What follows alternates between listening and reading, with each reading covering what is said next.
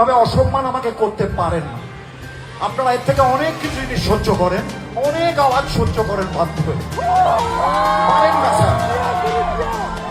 আপনাদের কাছে অর্গানাইজাররা 11টা পর্যন্ত টাইম চেয়েছিলে তোমরা 11টা পর্যন্ত টাইম, আমাকে বলা হয়েছে 11টা পর্যন্ত টাইম।